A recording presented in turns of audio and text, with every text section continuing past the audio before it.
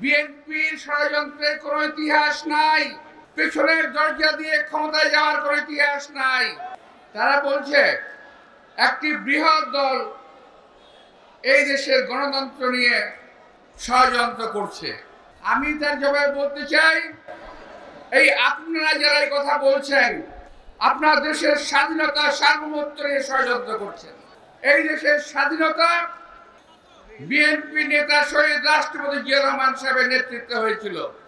আজকে 7ই নভেম্বর আপনারা তাকে সেই দিনটিকে অশ্রদ্ধা জানিয়েছেন। এই দিন নিয়ে কোনো কথা বলছেন না, বলছেন একটি বৃহৎ দল ষড়যন্ত্র করছে। বিএনপির ষড়যন্ত্রের কোনো ইতিহাস নাই, পেছনের দরজা দিয়ে ক্ষমতায় যাওয়ার কোনো ইতিহাস নাই। বরং আপনারা বারবার চেষ্টা করেছেন 1947 সাল থেকে, সেই সময়ের স্বাধীনতা আন্দোলন আপনারা করেন নাই, জনগণের বিরুদ্ধে গিয়েছেন।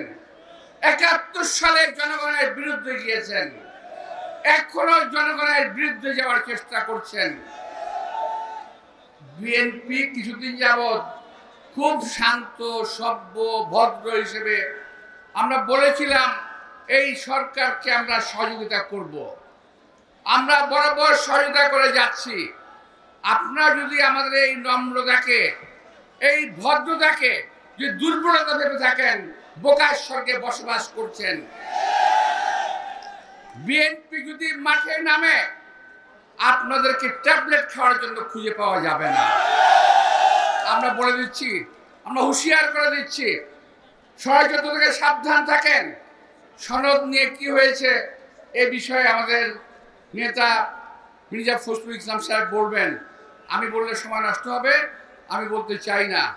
অনেকে লম্বা লম্বা কথা বলছে সনদ নিয়ে, আমরা বারবার এটাকে মানতে চেয়েছি, কিন্তু আপনারা একটা না একটা খুঁত ধরছেন এবং এটাকে নষ্ট করার চেষ্টা করছেন।